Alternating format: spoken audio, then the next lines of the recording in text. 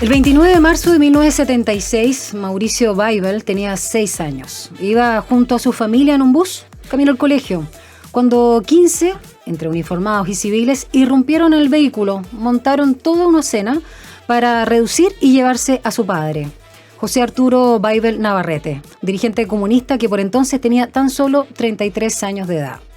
En El País del Silencio, Mauricio Baibel reconstruye aquella infancia con un padre que ya el 5 de septiembre del 70 intuía su propia muerte y el riesgo que corría. Un padre que nunca más volvió a ver luego de ser secuestrado por parte del Comando Conjunto. Bueno, y ahí cuenta en este libro, que es una mezcla entre testimonio y por supuesto también investigación periodística, porque es parte del oficio del reconocido Mauricio Baibel, y ensayo, recorre un largo camino por encontrar justicia. Y por eso también los capítulos del libro, primero son los hechos, luego la memoria y la justicia. Y hoy él ha sido también, de alguna manera, queriéndolo o no, protagonista de la noticia a propósito de casos de corrupción del Poder Judicial con los militares y a propósito también ha salido a colación con esta trama que ya tiene bastantes, digamos, capítulos o episodios en relación al caso Audio. Pero hoy nos vamos a tener en El País del Silencio, que hace un cruce muy interesante, repito, entre temas conocidos por nuestra historia, como ha sido su trabajo, pero también con muy buenas citas que nos hacen reflexionar. Mauricio Baibel, bueno, autor también de libros como Asociación Ilícita, Traición a la Patria, Los Niños de la Rebelión, Ni Orden ni Patria y La Caída de las AFP. Bienvenido, muchas gracias por acompañarnos. No, gracias a ustedes por la invitación y sí, El País del Silencio es este libro que tú dices, que tiene una parte de testimonio, otra de investigación periodística sobre la historia familiar y bueno, y los eventos políticos y sociales en torno a esa historia y algunas cosas ahí también, no sé si la palabra de ensayo, pero de reflexiones sobre lo que pasó o lo que nos pasó como país, como América Latina, ¿no? en las últimas décadas. Yo me atrevería a decirlo del ensayo también porque haces un cruce bien humano y no por citar, por dártelas de nada, digamos, en el sentido de cuán ilustrado le digo eres, porque haces citas de personajes que van desde Susan Sontag, pasando por otros académicos o, en este caso, amigos tuyos que te dan visiones bien interesantes en torno a lo que entendemos como maldad, las masacres en distintos puntos del continente y también la importancia, ¿no? de la memoria para un pueblo. Y eso creo que es súper valorable porque también están mezclados con tus puntos. Muchas veces dice, y yo agrego, tal persona reflexiona y yo agrego. Entonces, ahí para mí estuvo ahí el punto también desde el ensayo, de alguna manera. Primera vez te quiero preguntar si es que escribes en calidad de hijo, Mauricio, de forma pública y tan explícita. Sí, claro, es un libro que no... Yo siempre he hecho otros libros que son periodísticos, ¿no? O sea, el Milico Gate, que se llamaba Traición a la Patria, el Paco Gate, que se llamaba Ni Orden ni Patria, ¿no? Los Niños de la Rebelión. Eran todos libros periodísticos. Este es el primer libro en que se cruza lo periodístico con el testimonio, ¿no? Que es un libro que un poco da vuelta a la cámara, por así decirlo, y trato de narrar qué significa buscar justicia en un país como Chile y qué significa también hacer periodismo de investigación en un país como Chile que a veces festeja, reconoce ese periodismo, pero que también tiene complicaciones, ¿no? Y sí, no fue fácil hacer este libro, El País del Silencio, porque fueron 8 años, fíjate, de trabajo. La mayor parte de ese trabajo fue encontrar la voz adecuada, ¿no? Y creo que eso fue lo que más me tomó tiempo. O sea, con qué voz narrarlo, ¿no? O sea, que quedara equilibrado, que no fuera un libro solo de emociones o solo de pensamiento, que tuviera una voz equilibrada. Y en eso, ¿cuánto te sirvió 2 libros y 2 autoras que tú nombras justamente en El País del Silencio? Pero sobre todo para encontrar el tono. Estoy hablando del libro de Mónica González, Los secretos del Comando Conjunto, y también La dimensión desconocida de Nona Fernández, que tú además dices que se los mostraste a tus hijos antes de, no sé si escribir o publicar El País del Silencio. Bueno, claro, Mónica escribió ese libro, El Comando Conjunto, cuando ella entrevista a la gente Andrés Valenzuela, Papudo, que además cuando Papudo se encuentra por primera vez con Mónica el año 1984, hace ya, mira, 40 años. Uy, sí, para la revista El Cauce cuando se publicó, Claro, ¿no? que es una agente que desertaba la dictadura. Entonces Mónica le pregunta de qué caso se acuerda y Papudo parte diciendo de los hermanos Weibel. Y claro, mi padre era amigo de Mónica, entonces hay toda una situación ahí humana, personal, periodística, política, que se mezclaba, ¿no? Y ese es el libro de Mónica, Los secretos del comando conjunto. Y el otro es un texto que es más una novela, aunque claro, muchos cruces. Con muchos cruces, como es Nona Fernández, que es una tremenda escritora, y que hizo este libro que se llama La dimensión desconocida, sí, ¿no? Lo leí. Que después creo que fue una obra de teatro también. Y bueno, a mí me invitó a leerlo, Nona, y a presentarlo, que fue una gran alegría, un honor. Y sí, creo que es un libro que era un buen libro quizás para partir con esta historia, ¿no? Y este quizás es el tercero, que cuenta la misma historia, pero desde otro lugar, ¿no? Mónica lo cuenta como la periodista que reportea el caso, Nona como alguien, como cualquier chileno ajeno al caso, y yo lo cuento como quienes fuimos víctimas de ese caso, ¿no? Que también es lo que en algún minuto fue quizás algo que me motivó a escribir, y es que la historia de esta familia, que no era una familia conocida, pero habían muchos libros que se habían escrito sobre lo que nos había pasado, pero nunca estaba nuestra voz, ¿no? O al menos mi voz. La historia me metió Armando, que es La caravana de la muerte, el libro de Patricia Verdugo, el libro de Manuel Salazar, en fin, había muchos libros que contaban partes de nuestra historia y quizás, bueno, era tiempo de contarla a nosotros.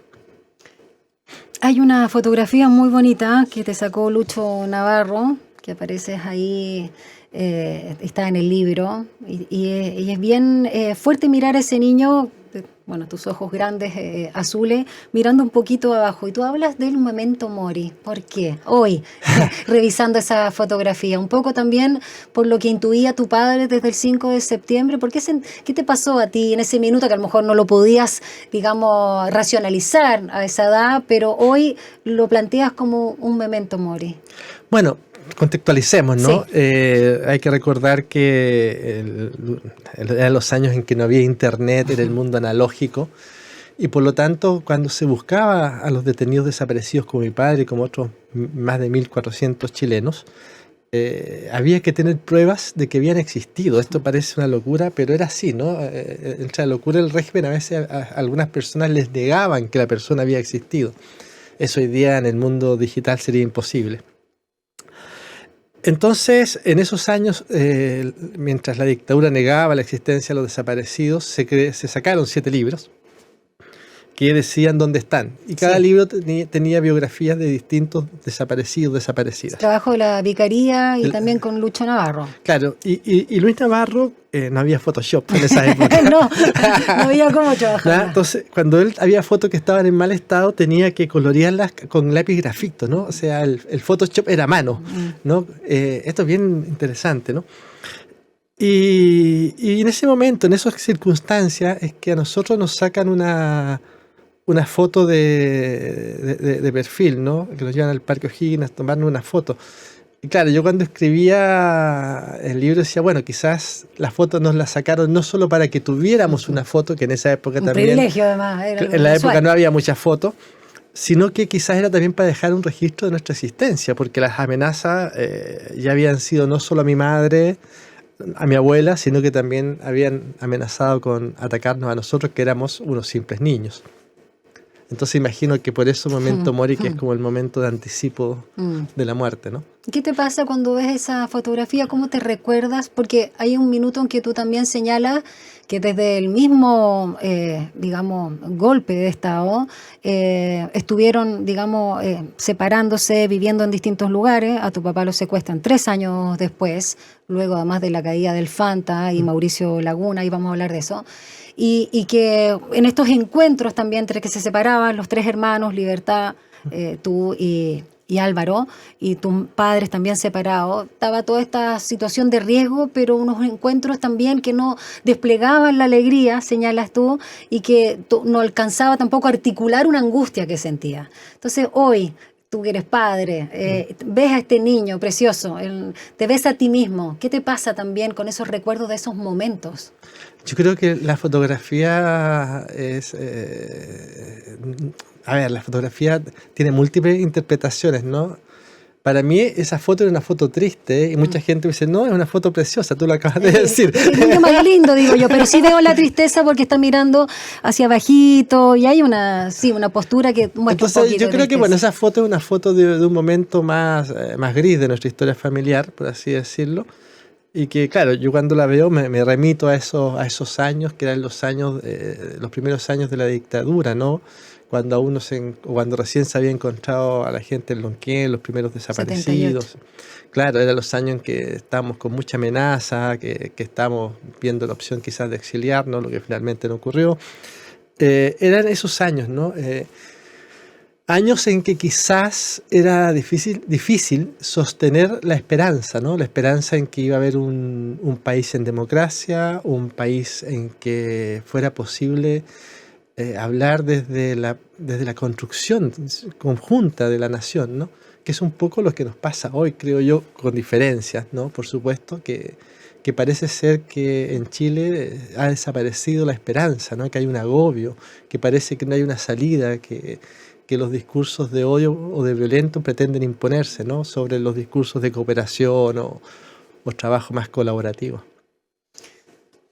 Voy a salir un poquito del libreto, pero quiero andar un poquito en eso porque es una memoria muy importante. ¿Qué recuerdas tú de Checho? Bueno, hay un par de recuerdos que tengo ahí de yendo a comprar regalos en Navidad, algún almuerzo familiar. En fin, son recuerdos muy, muy, muy pequeños. Yo era muy chico, tenía 6 años cuando lo secuestran, Sí. cuando íbamos al colegio. Y claro, hubo un periodo, bueno, las vacaciones algún día, también me acuerdo, pero claro, mis recuerdos empiezan como a los 5 años, entonces el periodo de recuerdos es bien... Muy corto. Es corto, ¿no? Es bien corto. Ya vamos a hablar de otras de las protagonistas del País del Silencio, que es María Teresa Barahona, tu madre, una de las mujeres también que fundó, hizo la lucha de la agrupación de familiares detenidos desaparecidos. Quiero detenerme a propósito del título de Nona Fernández, Mauricio Baibal, llamado La Dimensión Desconocida, porque el 29 de marzo se te repite no solo en nuestra historia, sino en la tuya en particular. No solo lo que decíamos el año 76, cuando detienen y secuestran y llevan además a la Firma, un centro de tortura que además era el ex diario Clarín, muy cerca además donde ustedes estaban. Y luego también el 85, ¿no? Con el secuestro de Parada y Manuel Guerrero ahí en el Colegio Latinoamericano, porque Natino ya lo habían secuestrado con anterioridad, por eso no hablo de los tres. Y Manuel Guerrero además es tu tío. Y además el 85 es el asesinato de los hermanos Vergara Toledo. Y hay otra fecha que tiene relación con Papudo, con Andrés Valenzuela, también un 29 de marzo. ¿Te has preguntado alguna vez? Por eso no estoy hablando de la cosa esotérica ni nada, ¿eh? No me quiero detener en la numerología, no me quiero poner Pedro Engel, pero de alguna forma... algunas familias, no muchas, pero algunas familias como las tuyas les tocó como una síntesis del horror de la dictadura por varios frentes. Bueno, claro, a nosotros nos tocó, digamos, tíos que estuvieron encarcelados, algunos en caravana de la muerte, otros que se fueron al exilio a muchos países, otros que, bueno, dos desaparecidos en mi familia, otro ejecutado, que es mi tío Manuel.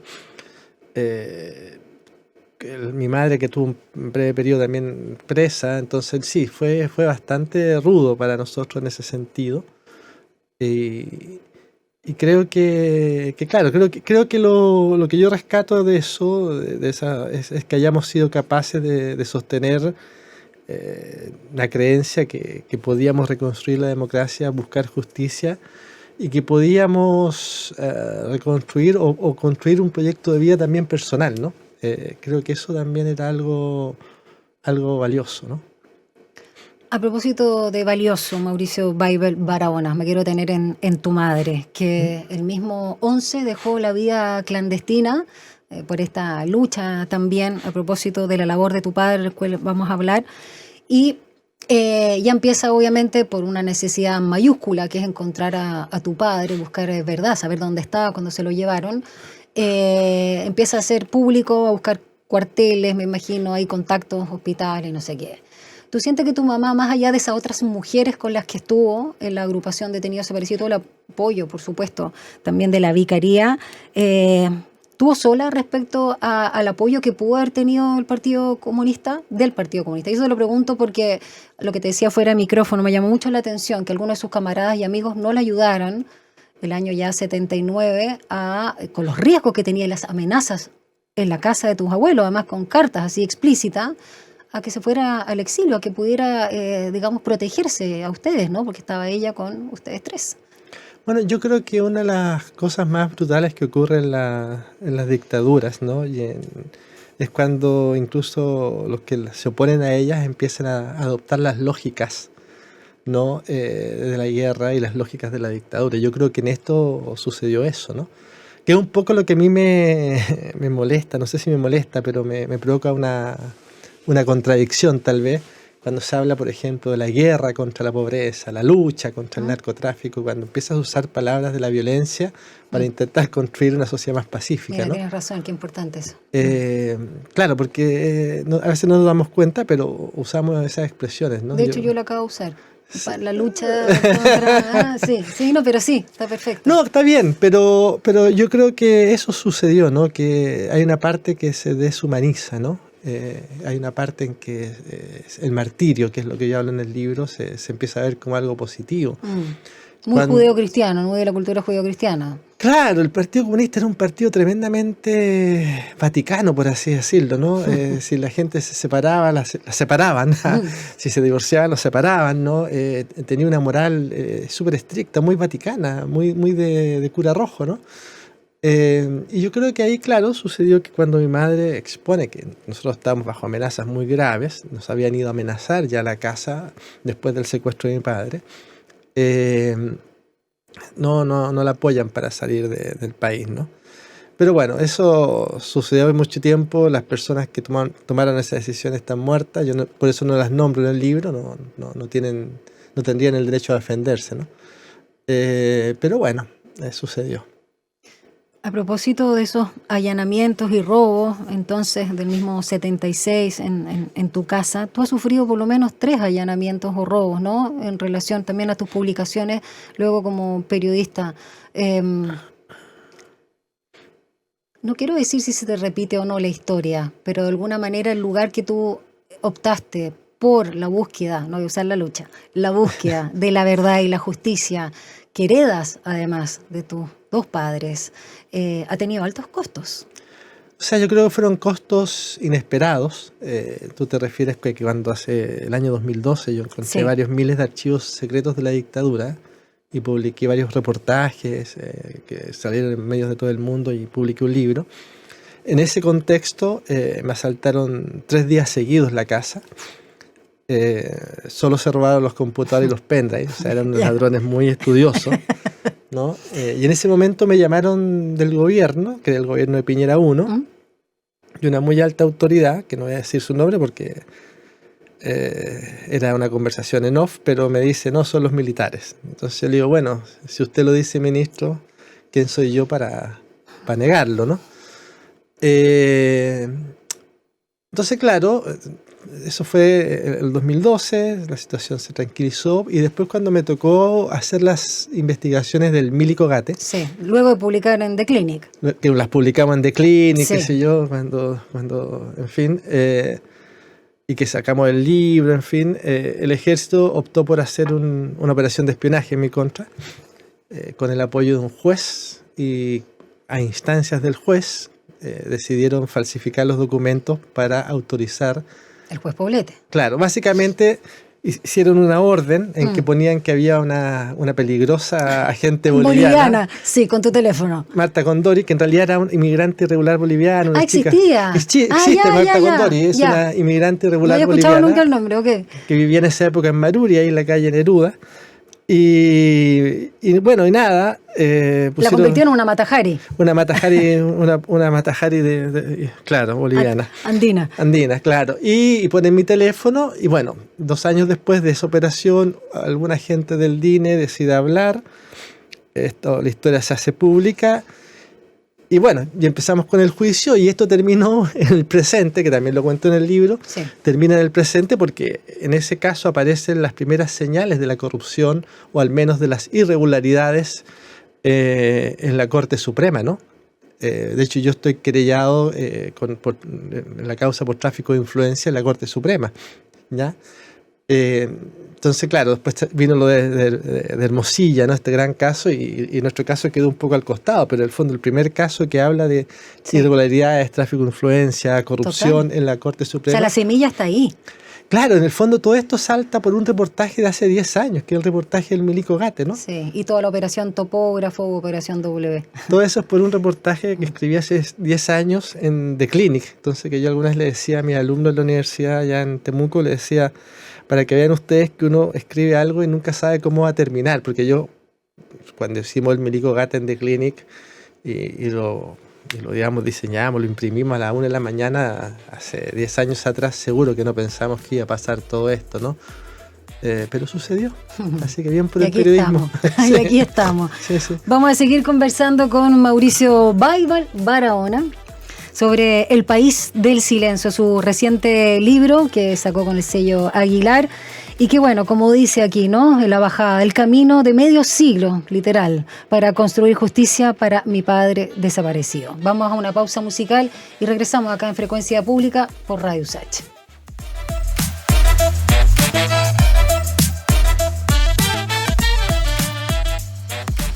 Bueno, continuamos conversando acá en Frecuencia Pública por Radio USACH con Mauricio Baibal, voy a decir todo el rato el segundo apellido, Barahona, a propósito de su reciente libro, que ya es de un toque más personal, pero no por eso menos colectivo, que es El País del Silencio.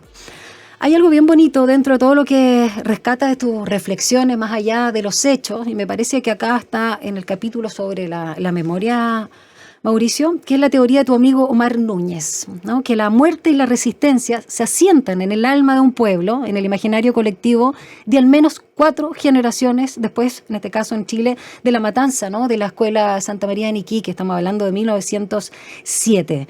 Quiero detenerme en eso, ¿no? Por las heridas que tenemos como pueblo. Y ya no solo hablamos de este sello, ¿no? De la orfandad con las y los guachos y todo el tema tan, digamos, colonial que todavía sigue, se mantiene, no solo en nuestro país, sino en muchos de la región, sino con este tema de la catástrofe, de las heridas y de las injusticias, sobre todo hacia el mundo de las y los trabajadores que por pedir algo de mínima justicia, de dignidad, son masacrados. Me parece interesante rescatar eso. Claro, yo creo que quizás es esta idea de esta desesperanza aprendida, ¿no? Que nos cuesta creer que podemos construir un futuro distinto, ¿no?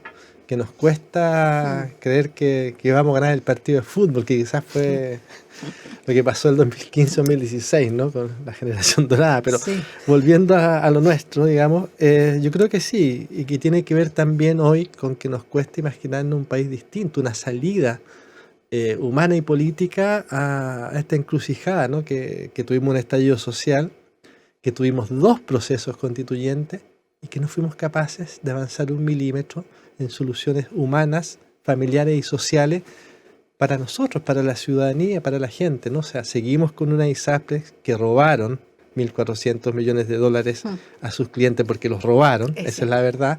Seguimos con una educación que, si no eres del 60% más pobre, tienes que pagar, ¿cuánto? Unos $1.000 o 500, 600 dólares mensuales. Y pobre, muy pobre, porque acá los sueldos son bajísimos. Imagínate que nosotros estamos dentro de los millonarios.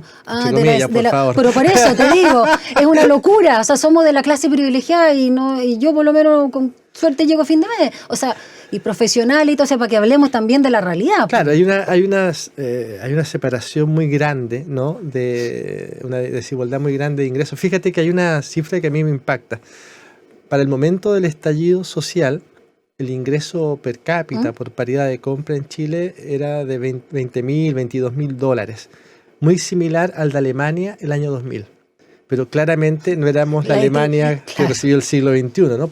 ¿Y eso es por qué? Porque somos un país desigual, profundamente desigual. Entonces creo que tenemos que ser capaces de resolver esa desigualdad, que no es algo imposible, si es tener un sistema de salud digno y un sistema de educación universal y gratuito y de calidad, ¿no? Eso es todo, nadie está hablando de inventar la pólvora. Esto existe en Uruguay, existe en Alemania, existe en Inglaterra, ¿no? En fin, entonces es poder desarrollar algo así como país, ¿no? Yo creo que eso es lo que nos falta. Entonces cuando Mara habla de esto, que se nos asentó la muerte, ¿eh? Claro, desde la Escuela Santa María, cuando se matan no se sabe cuántos, ¿no? Sí, tú das 3 cifras porque tampoco hay claridad. Claro, la canción dice 3.600, sí. Pero los académicos están a decir no, son 600, otros decir no, son 2.000 y tanto. Pero hay que pensar lo que significa que se maten 600 personas en unas horas, o 3.000, la que hayan sido, ¿no? Sí. Es un acto de una barbaridad, de una barbarie en realidad tremenda, que lo que intenta decir es no sueñen. No tengan esperanza. Es brutal. Mauricio, y a propósito de eso, porque a reglón seguido de esa cita o ese recuerdo, reflexión de tu amigo Omar Núñez, tú vuelves a tu padre, Checho Weibel, en relación a que prácticamente menos de 60 y algo, ¿no? 63 años para ser exacto, él ya pesa también con esa sensación, no sé si la palabra es pesimismo, porque intuir, como tú planteas ahí, desde el día siguiente de estar celebrando el triunfo electoral de Salvador Allende, es decir, el 5 de septiembre del 70, que no iban a dejar a gobernar a la Unidad Popular, al pueblo, que no iban a haber cambio y que corrían peligro de muerte, él y todos los que estaban en la misma búsqueda de una nueva sociedad, es algo que parece karmático, o sea, parece algo muy marcado a fuego.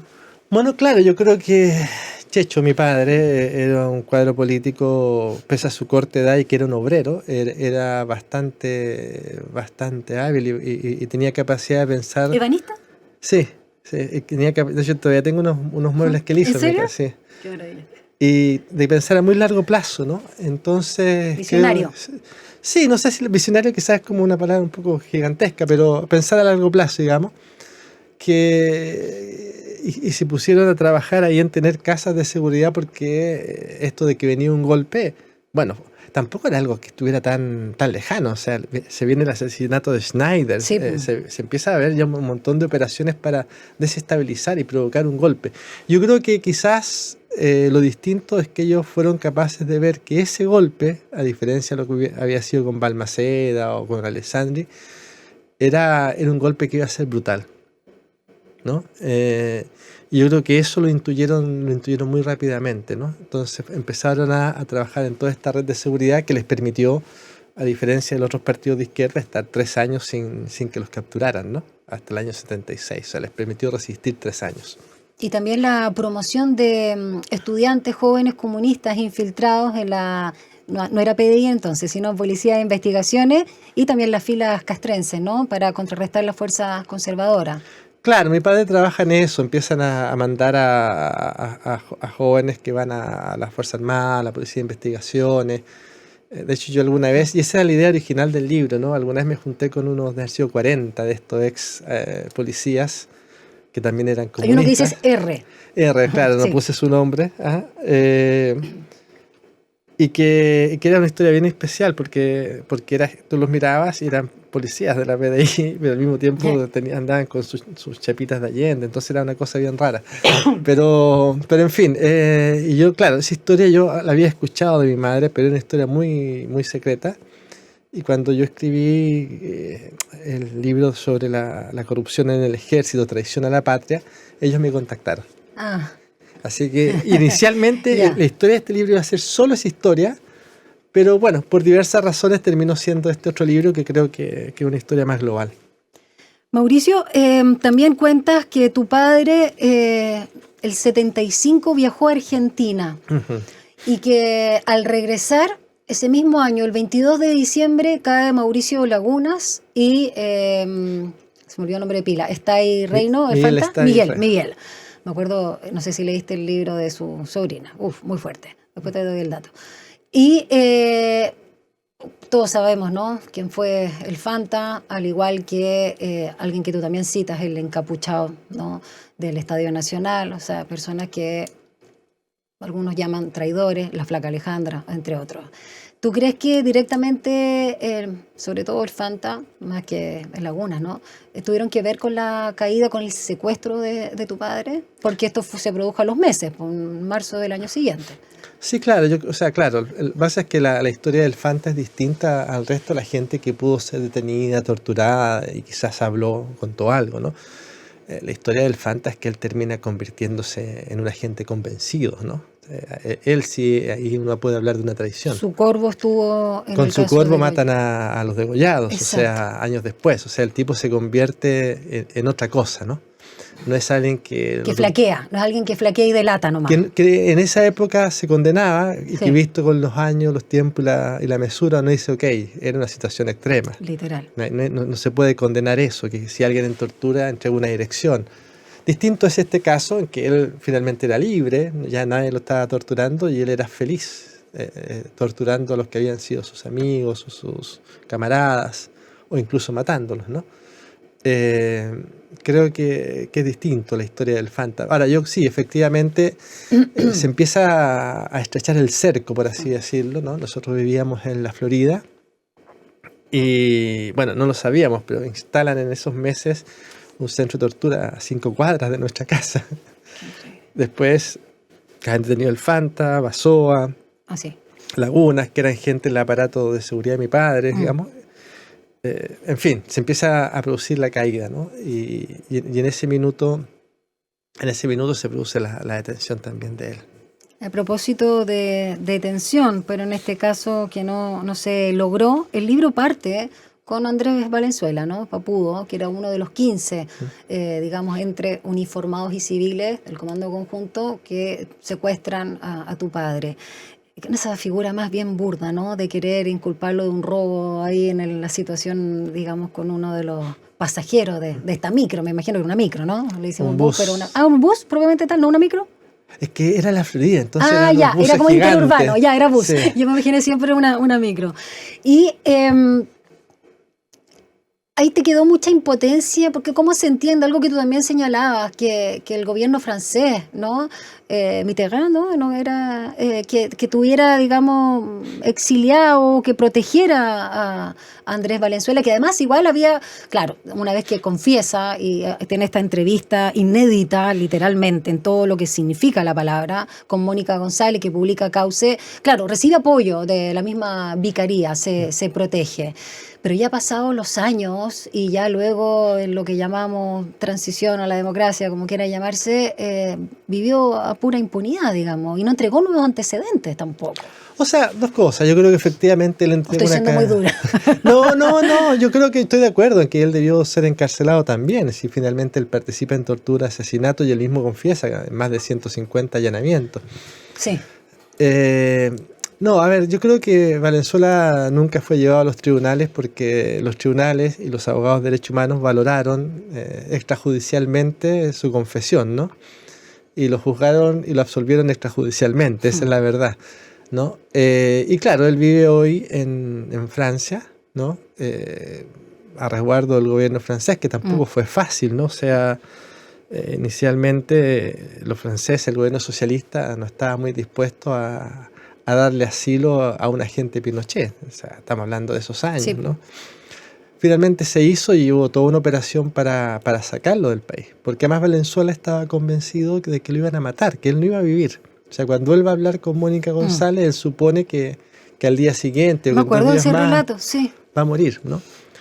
Finalmente eso no sucede, lo llevan a un monasterio, del monasterio lo sacan por la cordillera Argentina y de Argentina a Francia, ¿no? Y termina hasta el día de hoy en Francia, ¿no? Valenzuela, ¿no? Que en el fondo es el hombre que por primera vez confiesa los crímenes y pese a esa confesión es el que hasta el día de hoy está, digamos, sin una sentencia en contra, ¿no? Pero que entiendo que eso fue un acuerdo extrajudicial, que es la forma de llamarlo, entre los abogados de derechos humanos, no todos, claro está, y los jueces. A propósito de la bajada de tu libro, ¿no? 50 años y me parece que 41 de la primera sentencia en torno al caso de tu padre, Checho Baibel, Mauricio. Quiero preguntarte cómo internamente tú asimilas la figura de un juez como Servando Jordán. Y que demos el contexto que fue el que cerró la causa en ese minuto cuando ustedes además al mes, como familiares, que además no solamente familiares, testigos de los hechos, dan su testimonio y él al mes, esto fue el 79 me parece, sí, cierra eso, el 14 de agosto. Bueno, yo era muy chico cuando fui a declarar a tribunales, sí. Tenía 9 años la primera vez y única. No, la primera vez, después de adulto otras veces. Y tengo el recuerdo de Jordán y su actuario burlesco, ¿no? Burlándose, riéndose. Nosotros estábamos solos sin nuestra madre que había tenido que quedarse afuera. Ese es el recuerdo que tengo, ¿no? De un Servando Jordán burlesco y el actuario igual, ¿no? ¿Qué más puedo decir? O sea, el caso nuestro era un caso, a diferencia de otros, era un caso que tenía muchos testigos, porque te comprenderás que a las 7 de la mañana, antes, sí. Y hoy día los buses van llenos. Exacto. Y sí, iba lleno, estaba lleno de testigos. La evidencia era absoluta y sin embargo la justicia no hizo nada, ¿no? Entonces es una situación bien dramática, ¿no? Y que bueno, yo creo que quizás también por eso es que se aceleró lo que fue el asesinato de mi padre, porque en otros casos de otros detenidos, digamos que trabajaban con él, estuvieron detenidos por año y medio, ¿no? Es una situación muy horrorosa. Y en el caso de mi padre, no, en el caso de mi padre lo detienen y el mes y medio menos ya lo matan. A propósito de lo que está pasando con la llamada crisis del Poder Judicial y con toda la falta de credibilidad, hay por lo menos 2 nombres que están relacionados también con tu historia y con las investigaciones y juicios en relación a la asesinato, en realidad más que muerte, asesinato de tu padre. Y quiero detenerme en este caso en abogados, que obviamente son mucho más jóvenes, pero que están vinculados también a causas tanto de derechos humanos como a las que están vinculadas en tu ejercicio periodístico, también relacionado con el mundo castrense y los derechos humanos. Jean-Pierre Matus y Mario Carroza. A propósito de las acusaciones constitucionales que se están presentando por estos días, ¿te parece que son voladores de luces, que son chivos expiatorios o que a la luz de los antecedentes que conocemos, el caso de Hermosilla, sí hay antecedentes? De Jean-Pierre Matus lo que sabemos que negó 1, 2 y 3 veces públicamente tener algún contacto con Hermosilla, a propósito más allá de otras cosas. Bueno, hoy día su abogado defensor, Luciano Fuyú, dice que se le había olvidado. Agradece públicamente, entusiastamente, pero se le olvidó, ¿no? En fin. No, yo creo que, a ver, yo firmé una carta pública hace tiempo diciendo que era, junto con otros periodistas, diciendo que era inaceptable que Jean-Pierre Matus asumiera en la Corte Suprema por sus antecedentes. O sea, nadie se puede hoy día decir sorprendido. ¿Cuáles eran sus antecedentes? Bueno, él había colaborado con el ejército en los casos de corrupción. Había dado informe en derecho, había sido contratado por el ejército para ver el tema de la corrupción. Y eso nos parecía que era algo que tenía matices complejos, más allá que él diga, ¿no? De que lo hacía para mejorar los procesos. O algo así. Y lo otro es que él fue el abogado privado, ¿no? Del jefe de inteligencia del ejército, Shafik Nassal. Exacto. Que está en prisión desde hace más de 420 días por el espionaje fraudulento en mi contra. Entonces nos parecía que alguien que había sido abogado de un general que había agredido la libertad de expresión no era alguien que debía estar en la Corte Suprema, ¿no?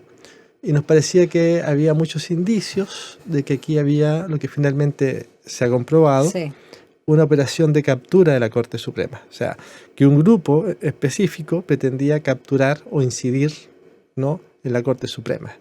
Un grupo en torno al cual orbitaba Hermosilla y que tenía cercanía con Piñera. O sea, en el fondo estos eran jueces que estaban dispuestos a dejar de ser jueces, estaban dispuestos a ser parciales, y quizás lo están, ¿no? A cambio de pagar los favores de estar en la Corte Suprema, ¿no? O sea, eso ya es cuando las democracias se empiezan a destruir. O sea, no es un tema personal, es un tema que si nosotros no paramos esto, lo que va a suceder es que nos acercamos a la crisis que tiene Perú, a la que tiene Honduras, a la que tiene Guatemala, desde nuestra chilenidad, si quieres, sí, ¿no? Con nuestro estilo, con nuestro vino tinto y empanada, pero estamos en el fondo acercándonos a una situación de crisis democrática súper grande, donde yo creo, y esto lo dije en la Comisión de Ética de la Corte Suprema, donde me invitaron a declarar, que es secreto, no puedo contar más, pero sí dije algo que creo que hoy día el futuro del país depende de un puñado de jueces que hagan el trabajo, de un puñado de fiscales que investiguen y de otro puñado de periodistas que hablen o investiguen estos temas, ¿no? Es una situación bien delicada y bien débil en la que estamos. Y de hecho, bueno, parte también de tus reflexiones en el País del Silencio, Mauricio Weibel, tiene que ver con el ejercicio del periodismo de investigación, ¿no? El de contingencia o el informativo, en relación a los temas éticos y cómo destapan. De hecho, dice, uno de los mayores desafíos del periodismo de investigación consiste en definir, bueno, en este caso también por el libro, cómo narrar con una perspectiva ética el horror, ya que ahora estamos hablando de corrupción, que es parte de una de las aristas del horror. En especial cuando indagamos un pasado que jamás concluye y que interpela los límites del lenguaje y los formatos literarios. Bueno, cuando avanzamos, dices, sobre fronteras biográficas e íntimas, a propósito de tu caso. Me imagino, y con esto terminamos, que todo el trabajo que hace CIPER cuando se empiezan a destapar y que todavía van a seguir saliendo muchas cosas más, no te asombró, ¿no? A propósito de tus trabajos y todo lo que tú has visto. Yo trabajo en Sigo Colaboro. No, sí sé, entonces, sí, ya sabías lo que se venía, lo que iban a sacar. Bueno, siempre uno se asombra, ¿no? Yo no me involucro por razones obvias en los reportajes de CIPER, porque como yo estoy querellado por mi caso, sería poco prudente hacerlo, ¿no? No vamos a cometer ese error nosotros. Pero sí, claro, ya sabíamos, ¿no? O sea, yo tengo acceso a las carpetas de investigación y eso como periodista, entonces sabíamos para dónde esto iba. Bueno, lo que no sabemos para dónde va es qué va a pasar con, en este caso, no solo los libelos, sino todo lo que se está haciendo a través de Fiscalía, la misma Corte Suprema. Creo que lo más claro es Vivanco, ¿no? Porque eso ya como que no resiste. Yo creo que Vivanco y Matus y que el resto parece que va a zafar, ¿no? Hasta hoy día, no sabemos, está todo en veremos. En veremos. Absolutamente. Bueno, muchas gracias Mauricio Weibel por esta conversación con nosotros de Frecuencia Pública, acá por Radio USACH, y por supuesto también por este libro que hace unos cruces, digamos, que te interpelan desde distintos lugares, como es el País del Silencio. Muchas gracias por compartir además tu historia en primera persona con nosotros. Gracias a ti, Daniela, y a ustedes. Que te vaya muy bien. Y quédense en nuestra sintonía porque ya viene Mirna Schindler, Sin Pretexto. Chao.